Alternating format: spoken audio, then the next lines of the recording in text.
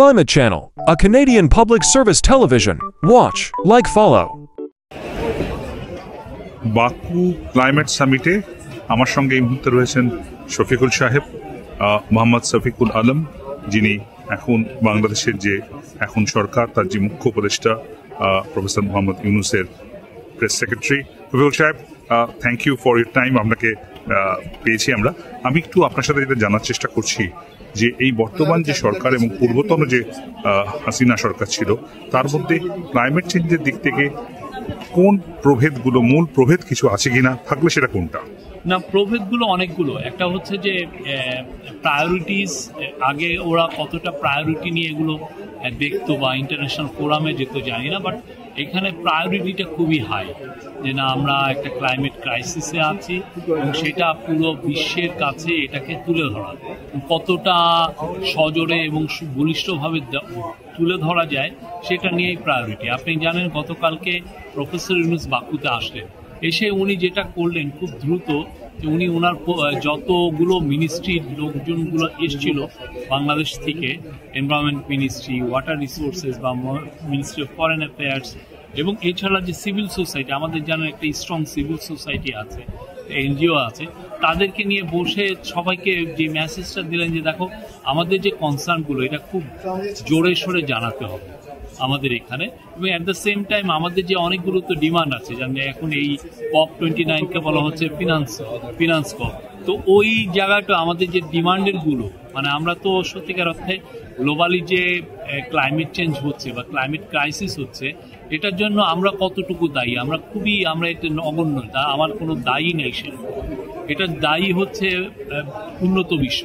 তো তার যে কারণে আমি ভুক্তভোগী হচ্ছি, সেটাকে আমরা কিভাবে আমরা এই যে এই কনসার্নগুলো, ডিমান্ডগুলো কিভাবে এইখানে তো অনেকগুলো নেগোসিয়েশন হয়, অনেকগুলো ফোরাম হয়, অনেকগুলো সাইড লাইনে মিটিং হয়, এই মিটিংগুলো কিভাবে আমরা স্ট্রংলি বলতে পারি সেটা উনি বলেছেন। উনি কি কোনো গাইডলাইন দিয়েছেন বা কোনো একদম স্ট্রং গাইডলাইন? এটা নিয়ে আমাদের বারবার অনেকগুলো মিটিং হয়েছে, উনি নিজে সেই মিটিংগুলো লিড করেছেন।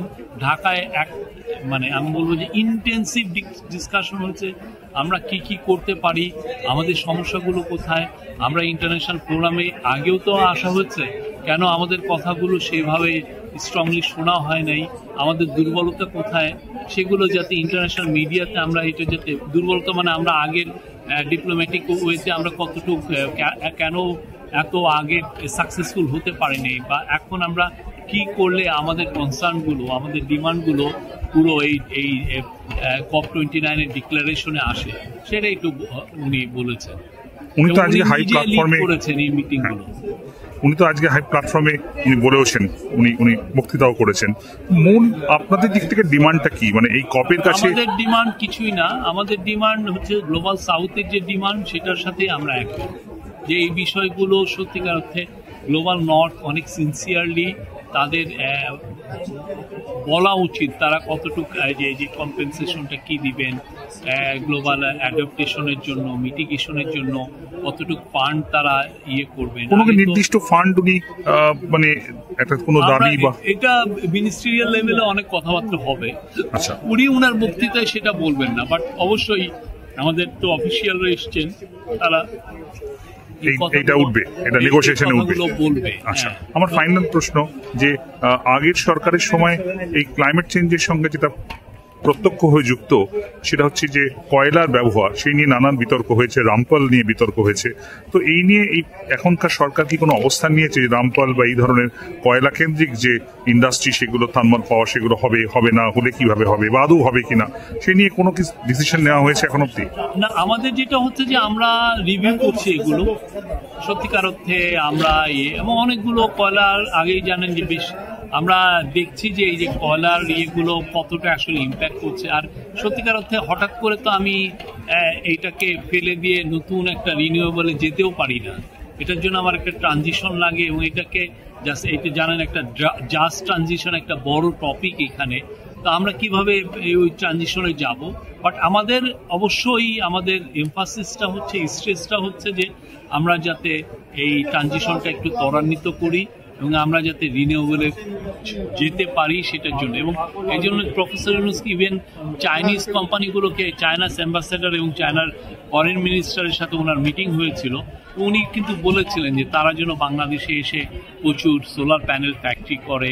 ওই ফ্যাক্টরির কারণে হয়তো আমরা আমাদের দেশে যে সোলারের যে একটা রেগুলেশন হতে পারে, সেক্ষেত্রে হয়তো ট্রানজিশনটা খুব দ্রুত হবে।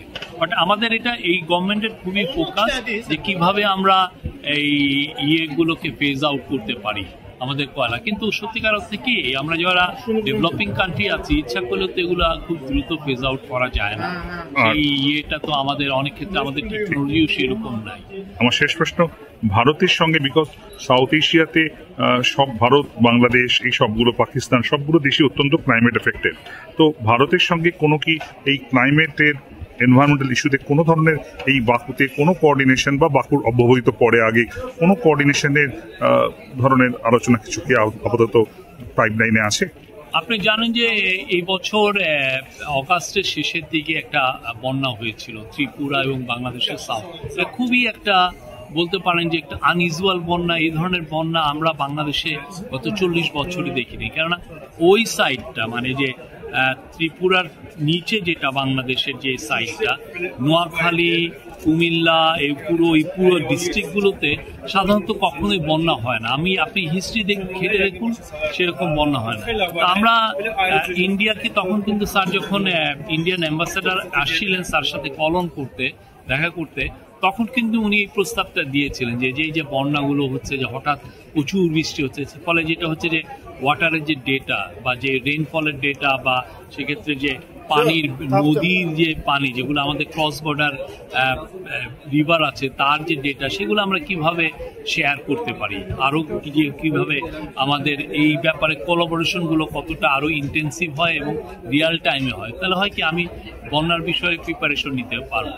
এটা তো বলে একটা। আর একটা হচ্ছে যে দেখেন, বঙ্গোপসাগরে যখন বড় বড়, আপনি জানেন এক্সট্রিম ওয়েদার ইভেন্ট বেড়ে গেছে, এবং সেই ক্ষেত্রে বঙ্গোপসাগরে প্রচুর, আগে যেটা আমরা শুনতাম একটা দুটো